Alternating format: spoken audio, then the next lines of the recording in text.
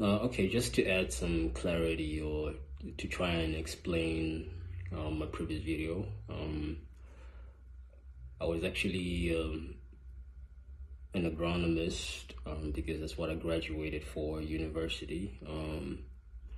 I was actually following in my father's footsteps because he did agriculture and he was very passionate about it. Agriculture was something that I was, one of those things that I could do. But it wasn't until I became a teacher too, I fell in love with teaching because both my parents were teachers. And yeah, I don't know why I loved it, but at first it was tough, I won't lie, but I loved it. And I recall before I switched to, the private sector, I was so in love with it, seeing young people. I remember the first class that I took that went to matriculate, when they went into the exam room, I cried. Yeah, anyway, forget about that. I really cried, and yeah, it was something else. Anyways, and then I moved on to the private sector because, I actually, in university, I actually did BSc in agronomy, which is an agriculture discipline. Agriculture being something that runs in the family because that's what my father did, and he's very passionate about it.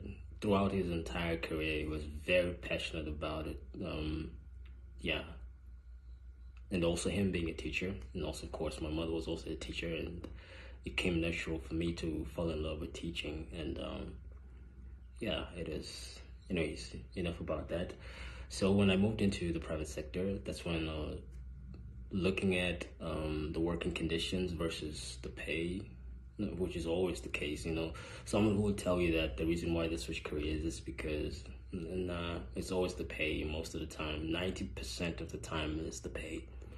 So I recall that I was at a crossroads whether to continue or to switch to, I don't know, whether to quit or whatever.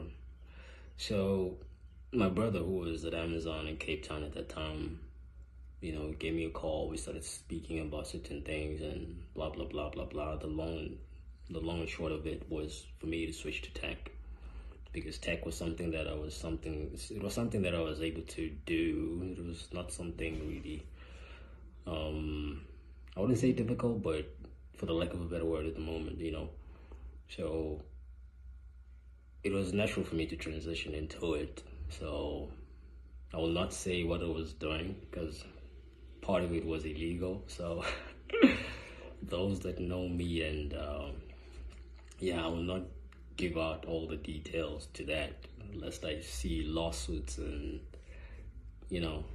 well, this is trivial stuff. It doesn't matter, but it wasn't that serious, nothing hectic. But tech was something that I could do because I had tech friends who taught me these things, so I used to apply these things, from time to time. And then from there, my brother was in Cape Town. It was like he flew me over to his house, and he was like, dude, let's just switch to tech and all that. So I remember on the last day of the job that I had at the time, it was, the farewell was not nice. When you see an employee that works hard and they're like, oh, this guy is going and all that. It was a complicated story, but I don't want to get into that. So it meant that I had to really, do this full time and focus on it, and it was tough because what it meant was that there's no cash flow coming in. It was tough. My kids will tell you that it was really, really, really tough. Not that it's not tough anymore, but it was, yeah, that period was just tough, very tough. And then prior to that, like I met a wonderful wonderful team from KalKey. You know, they saw what I could do, and they decided to take a chance on me. So I've been with them for a while, and yeah, it was amazing. And also when it comes to no, forget that. I'll speak about that some other time.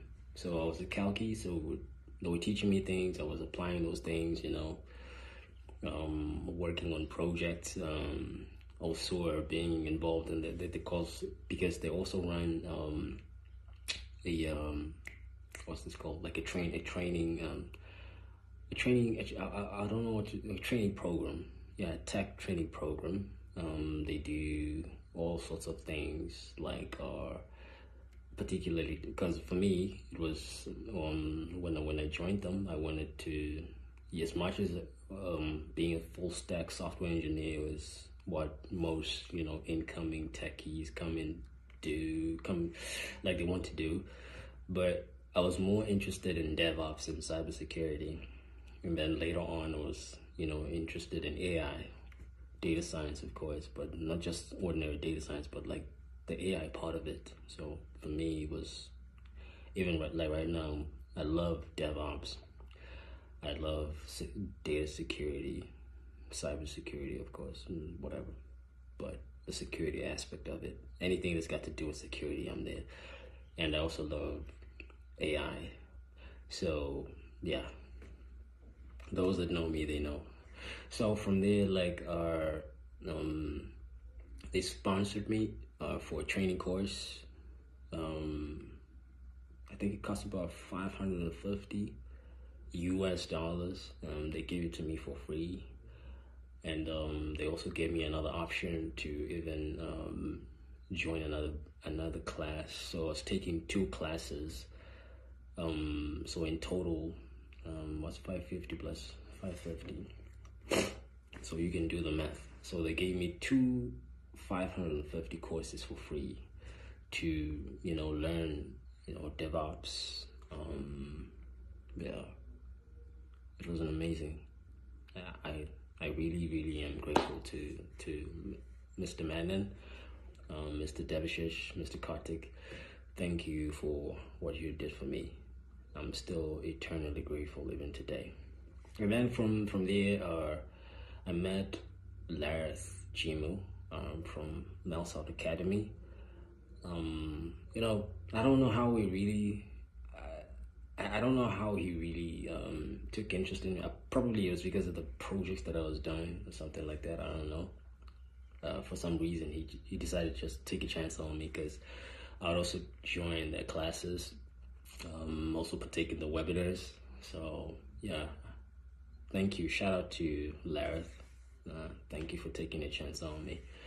I'm coming back to Lareth for a reason, because of where I am. You'll see. And then, excuse me, as I was saying, my brother then flew me to Cape Town to his house, where I then dove into freeCodeCamp.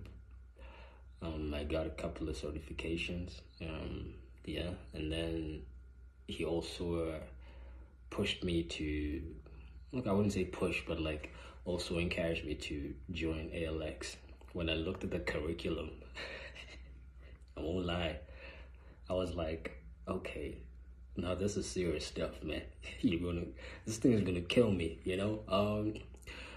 I won't lie, like the whole 12 months,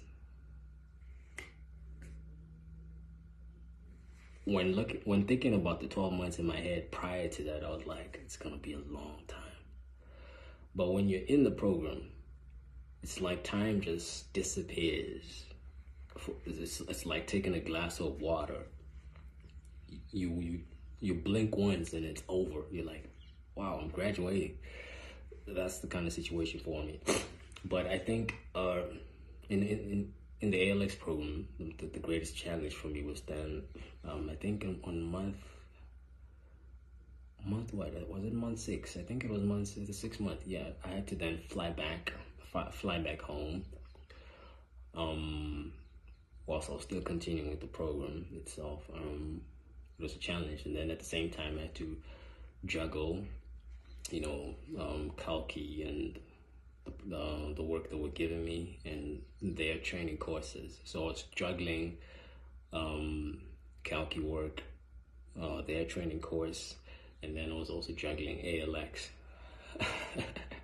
software engineering, and I chose back-end engineering, which is something that it was a choice. I don't know how to explain it, but it's just that for me, like I looked at front end, I was like, front end for me, it's easy to figure out. I would not have done justice if I chose front end. No offense to those that did front end, but it was just my choice. Okay, I graduated as a valedictorian graduate. For those that don't know what a valedictorian graduate is, it means that it is that individual that has had an outstanding or an exceptional performance compared to their peers. So meaning that I was number one in my class. So when I also looked at other previous valedictorians, when I looked at my score compared, I'm sorry, but I have to say it, I have to be proud of what God did.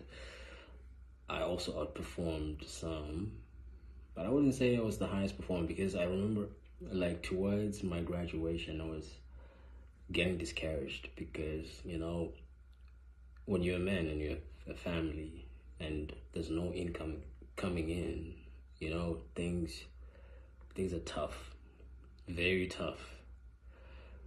And I wouldn't want to speak about other things, because some of the things are very personal and they touch, important people in my life, and that for me personally, there's a limit to what I can share on social media. So yeah. Okay, I graduated, top of my class, outstanding performance, but I didn't. Here's a kicker. I didn't really apply myself towards the end of my graduation. Similarly to what I was doing in my uni days. I didn't really apply myself. I was just there for fun. But I passed. But it was hard, very hard, very, very hard, particularly towards graduation. I don't know what happens towards graduation. It's like everything just challenges you, like really challenges you. But with ALX is because I think what gave me a head start or an enduring power or staying power, so if I were to say, was because from day one, I was always, consistent. At 6 a.m., I was always ready, always ready. Always ready. When the project drops, I was there. Those that I studied with, they know. When it comes to ALX work, I didn't play. I didn't play. I didn't joke around with that. Yeah. Okay, so I graduated, and then I think about 3 months passed when. Okay, let me see, August, September, October, and then November. Those 3 months. On top of the hell of studying, and then those 3 months, they were hell. Because I also then took up I almost said an ALX. Yeah, I actually took up an ALX AI class, but later, because I met Yasin from Head Starter. It is a tech school, and I did a software engineering AI fellowship with them. It's a tech school in New York. Shout out to Yasin. We did a lot of great stuff, and I met wonderful other software engineers, some which they were also even in ALX. I think they saw that when I applied, they joined too, or something like that. Yeah, I don't know how we discovered Head Starter at the same time, but we did. anyways, I think that's one of the things that I started seeing that I need to work on myself, like improve my software engineering skills after the Head Starter, the Head Starter encounter. So much that when I also were applying for the ALX resident, I mean, not the ALX, the Head Starter residency program, because there were two programs. It was the fellowship and then an accelerator program called, they call it the software engineering resident. Yeah, okay. And I recall that whilst I was still in the middle of that, I was also getting other certifications from AWS and Google. You know, later on, I also joined IBM courses, but then that was when I was at work. Coming to this part that I spoke about, Lareth, was that he took a chance on me. I don't know why and how. Okay, let me not say I don't know why, but probably he was still following my work and stuff. And I was working on a fintech app. It was a bank app. I kept on posting about it every chance that I could get. I sometimes work. I'm still developing that bank app. It's just that there are certain things that I will not divulge anymore. But anyways, coming back to Lareth, was that he took a chance on me. There was a company in Sandton that is in the IBM building.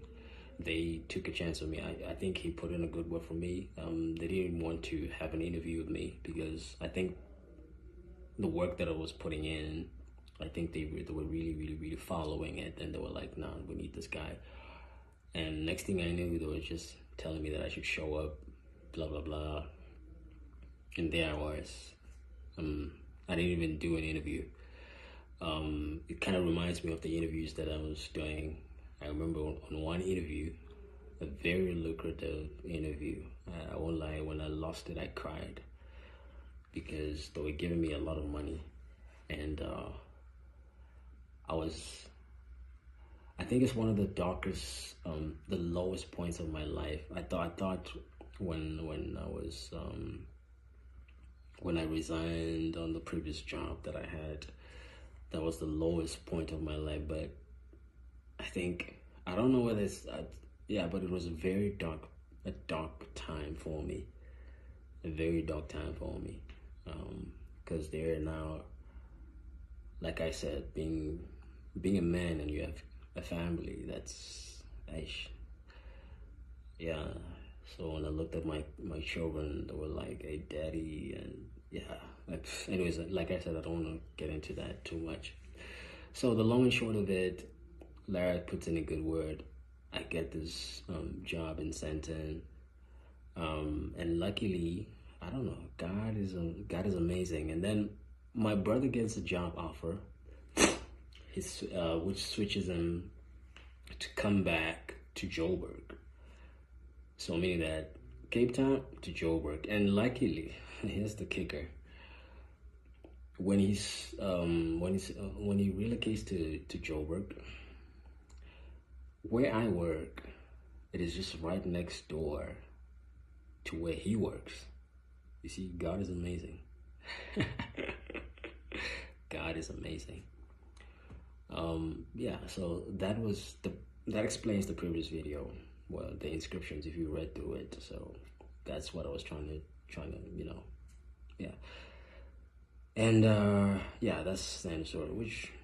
So now I have to go back to work. Work is calling me, right? Every software engineer out there, and every aspiring software engineer, don't give up on your dream.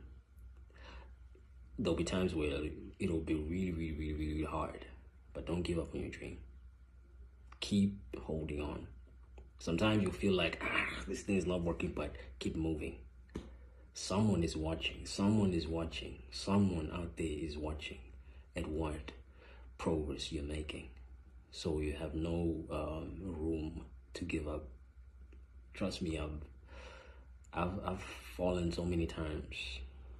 those that are around me, they can testify to that I've fallen so many times, but I've seen God do things that I cannot even explain.